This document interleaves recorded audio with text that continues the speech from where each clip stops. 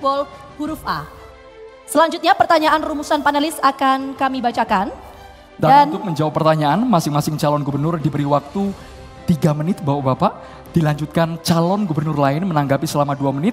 Setelahnya diberi kesempatan kembali untuk memberikan tanggapan balik dengan waktu 2 menit. Sementara itu untuk pasangan calon wakil gubernur juga diperkenankan untuk menambahkan jawaban atau tanggapan selama waktu berbicara ini masih tersedia. Jadi saya akan langsung memulai untuk calon gubernur nomor urut 2 untuk langsung mengambil nomor amplop pertanyaan dalam fishbowl huruf A. Kami persilahkan calon gubernur nomor urut 02. Ditunjukkan ke kamera, Bapak. Mendapatkan nomor berapa? Sebentar Bapak. Mendapatkan nomor 5. Baik, saya akan langsung bacakan. Di sini masih tersegel dan saya hanya akan bacakan 1 kali. Jadi mohon disimak dengan baik.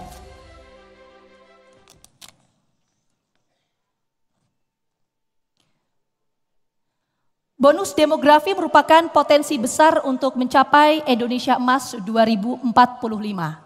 Akan tetapi, bonus demografi dapat menjadi malapetaka jika tidak dikelola dengan baik.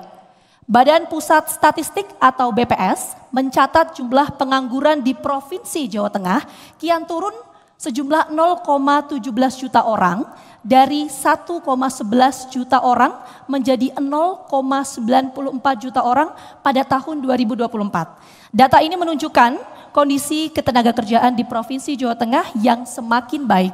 Namun jumlahnya masih tetap tinggi, 945.000.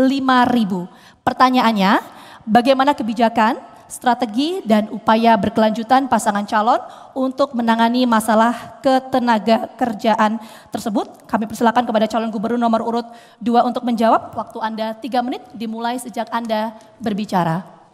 Baik, terima kasih saudara moderator. Ketenaga kerjaan memang menjadi PR kita bersama. Tentu yang paling utama adalah bagaimana pendidikan kita dapat kerja. Oleh karena itu, apabila saya dengan Gus Yassin nanti terpilih, saya pastikan bahwa kurikulum pendidikan kita harus mendekatkan kepada kesempatan kerja. Sehingga lulus sekolah dapat kerja. Itu yang pertama. Kemudian yang kedua, kita harus memperhatikan negara hadir terkait apa? Terkait dengan miskin yang ekstrim. Maka yang kita lakukan adalah memberikan subsidi pangan murah. Kemudian yang kedua, memberikan sekolah gratis serta memberikan kesehatan gratis. Sekolah gratis yang kita lakukan adalah mereka adalah yang miskin ekstrim, yaitu hampir 160.000 miskin ekstrim yang putus sekolah dengan diberikan pakaian, kemudian buku, internet gratis. Kemudian daycare kita berikan kepada masyarakat kita, ibu-ibu yang menitipkan anaknya ke sekolah. Kemudian juga kita berikan terkait dengan ongkos. Jadi ongkos yang selama ini kendaraan umum adalah 2.000, maka akan diberikan 1.000 untuk kita. Termasuk bagaimana kita nanti akan menciptakan namanya Des Ketenagakerjaan.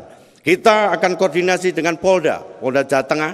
Untuk apa? Des Tenaga Kerja adalah untuk melindungi hak-hak buruh dari mulai BPJS-nya, kemudian dari upahnya, dari PHK apalagi pesangon. Ini merupakan perlindungan buruh yang ada di Jawa Tengah. Termasuk bagaimana kita menghubungi antara buruh, kemudian pengusaha, serta sivitas akademi dalam rangka menciptakan, membahas UMR mereka dibahas secara industrial. Termasuk kita juga akan melakukan perlindungan buruh terhadap perempuan. Bagaimana perempuan dapat cuti terkait dengan hamil, kemudian cuti terkait melahirkan, cuti kepada dia keguguran. Termasuk kendaraan-kendaraan ibu-ibu kita diperhatikan antara perempuan dan laki-laki.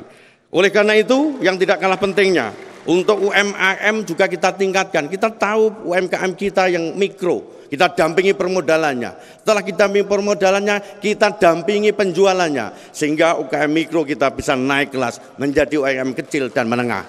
Dan juga hasil serapan tani bagi para buruh-buruh tani kita. Kita punya namanya jam kerida, kita punya namanya jateng berdikari. Di mana dua hal ini yang bisa mengangkat daripada petani kita terkait gagal panen, terkait dengan bagaimana stabilisasi harga kita lakukan. Ini semua untuk menjamin bahwa buruh kita akan mampu mengangkat ekonomi. Dalam hal ini Jawa Tengah. Bagaimanapun juga ini ada keterkaitan. Jawa Tengah adalah merupakan lumbung pangan nasional sebagaimana RPJM kita. Terima kasih.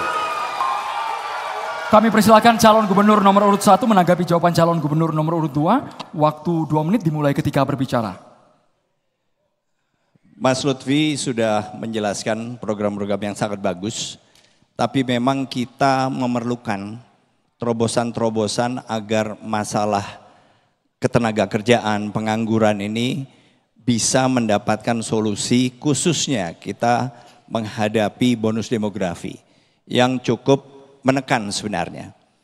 Apabila dalam 5 tahun ke depan kita tidak bisa mengurangi jumlah pengangguran dan masalah ketenaga kerjaan, maka ini akan justru menjadi beban bagi pemerintah provinsi maupun kabupaten kota.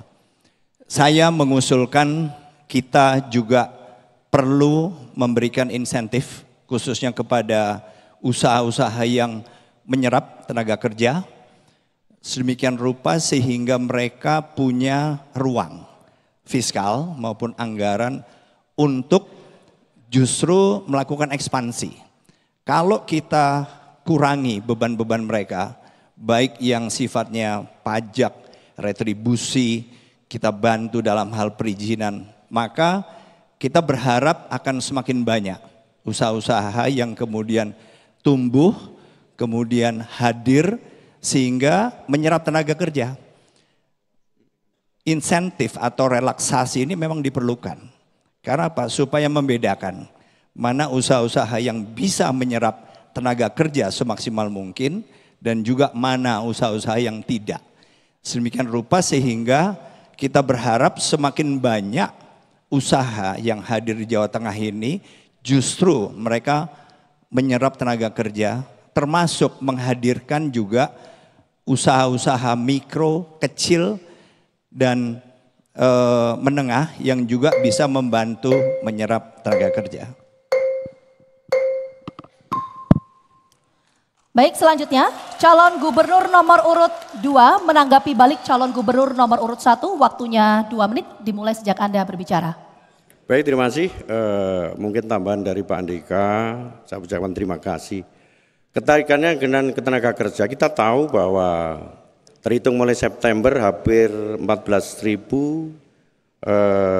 tenaga kerja kena PHK. Ini yang melandasi bagaimana kita mengangkat kembali tenaga kerja yang kena PHK. Satu hal yang mungkin menjadi terobosan kreatif kita, ke depan BLK kita harus kita perbanyak. Lowongan kerja di Jawa Tengah itu banyak, tetapi kita tidak mampu menyerap karena sumber daya manusia yang dibutuhkan oleh perusahaan kita kurang mumpuni. Contoh misalnya, bagaimana seorang usaha garment di Ungaran, tetapi BLK-nya ada di Kendal. Ini namanya Joko Sembung naik ojek. Akhirnya apa?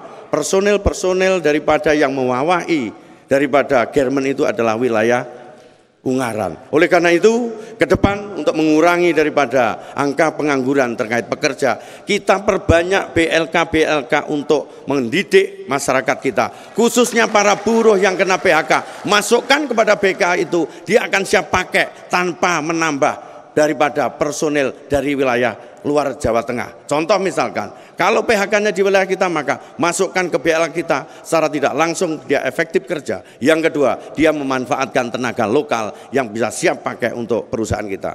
Terima kasih. Waktu masih tersisa, mau digunakan atau cukup? Cukup? Oke. Baik, kini kami persilakan kepada calon gubernur nomor urut 1 bisa mengambil nomor amplop pertanyaan dalam